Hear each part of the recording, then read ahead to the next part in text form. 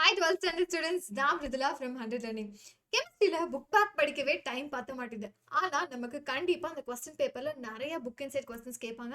Especially 1 mark. So 1 mark எங்க இருந்து கேட்கறாங்க அப்படிங்கிறது நம்மளால கெஸ் பண்ணவே முடியல.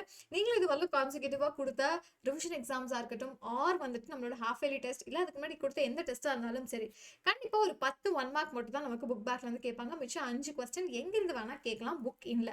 அப்ப சாப்டர் வைஸ் இது வரலும் பார்த்த பேப்பர்ஸை பேஸ் பண்ணி எங்க இருந்தெல்லாம் கேட்கலாம் அப்படிங்கிற ஒரு கம்ப்ளீட் அனாலிசிஸ் பண்ணி கொண்டு வந்திருக்கேன்.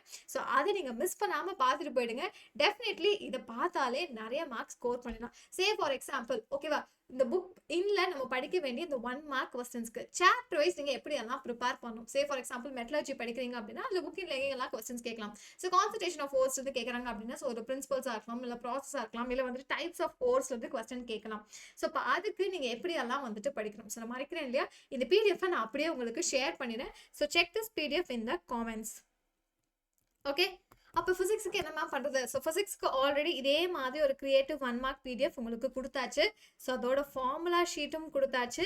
And most importantly physics and கெமிஸ்ட்ரிக்கு தேவையான mini material. So mini material ஃபிசிக்ஸாக இருக்கட்டும். ஓகே, ஸோ நான் எழுதுறேன் நம்ம இது வரலும் என்னென்னலாம் கொடுத்துருக்கோம் அப்படின்னு சொல்லிட்டு. Okay, so physics and chemistry, ஃபிசிக்ஸாக இருக்கட்டும், கெமிஸ்ட்ரியாக இருக்கட்டும், மேத்ஸாக இருக்கட்டும், பயோவாக இருக்கட்டும், ஸோ இதுக்கு தேவையான மினி மெட்டீரியல் அது கொடுத்தாச்சு. சரி, ஸோ அப்போ நம்ம இப்போ எப்படி கெமிஸ்ட்ரிக்கு வந்துட்டு 1 மார்க்ஸ்க்கான பிடிஎஃப் கொடுக்க போகிறோமோ ஆல்ரெடி ஃபிசிக்ஸுக்கும் அது மாதிரி கொடுத்தாச்சு.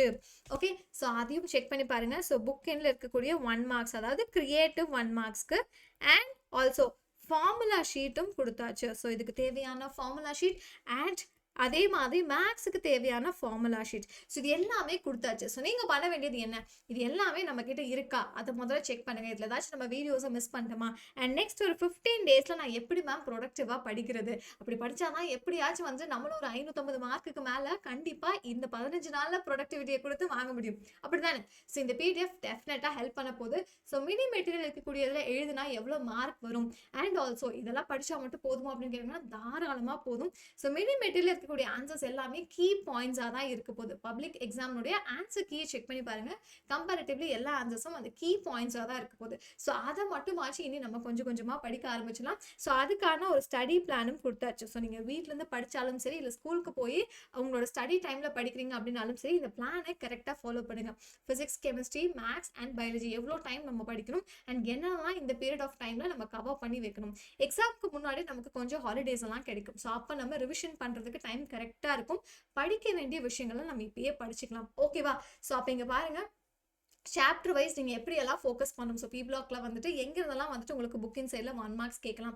ஸோ இது மாதிரி எல்லா சாப்டர்ஸுக்கும் இதுலேயே இருக்கு. ஸோ இதை நான் கம்ப்ளீட்டாக பிடிஎஃப் உங்களுக்கு கீழே அட்டாச் பண்ணி வைக்கிறேன். ஸோ நீங்கள் அதை எடுத்து பார்த்துட்டு போனீங்கன்னா அப்படின்னாலே போதும். அண்ட் இது டெஃபினெட்லி உங்களோட ஒரு குயிக் ரிவிஷனுக்கு கண்டிப்பாக ஹெல்ப்ஃபுல்லாக இருக்கும். அண்ட் இதை தாண்டி நீங்கள் இந்த 1 மார்க்ஸ்க்கு இதை ரீகால் பண்ணும்போதே காம்படிட்டிவ் எக்ஸாமுக்கு படிக்கிறீங்க அப்படின்னா, ஸோ நீட், ஜிஏடபிள்யூ மாதிரி என்ட்ரன்ஸ் எக்ஸாமுக்கு நீங்கள் ப்ரிப்பேர் பண்ணுறீங்க அப்படின்னாலும் இது டெஃபினெட்லி உங்களுக்கு ரீகாலிங்க்கு ஹெல்ப்ஃபுல்லாக இருக்கும்.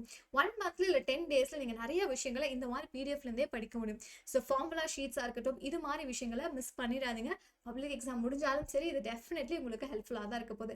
ஸோ இப்போயே இதெல்லாம் பிரிண்ட் அவுட் எடுத்துகிட்டு இல்லை உங்கள் புக்லேயோ மார்க் பண்ணி வச்சுக்கோங்க. அண்ட் மேக்ஸிமம் உங்கள் ஃப்ரெண்ட்ஸுக்கும் மினி ஷேர் பண்ணுங்கள். இந்த 15 நாள் உங்களுடைய 1000% ஆஃப் எனர்ஜியோட ஃபுல் எஃபர்ட் போட்டு படிங்க. நீங்கள் எதிர்பார்க்குற மார்க்கை டெஃபினட்டாக நீங்கள் அச்சீவ் பண்ணிடுங்க. எல்லாருமே சூப்பரான காலேஜஸ்க்கும் போயிடலாம். And all the best. தேவையான எல்லா பிடிஎஃப்பும் கமெண்ட்ல இருக்கும். ஸோ ஏதாச்சும் மிஸ் ஆயிடுச்சு அப்படின்னா அதையும் கமெண்ட்ல மென்ஷன் பண்ணுங்க. இது போக வேற என்னென்னலாம் ஹெல்ப் தேவை, லைவ் கிளாஸஸ்ல இதெல்லாம் டீச் பண்ணுங்க மேம் அப்படின்னா அது எந்தெந்த சாப்டர்ஸா இருக்க போகுது அப்படிங்கிறத இப்போவாச்சும் நம்ம மிஸ் பண்ணாம கமெண்ட்ல மென்ஷன் பண்ணி வைக்கலாம். ஓகேவா. So all the best guys.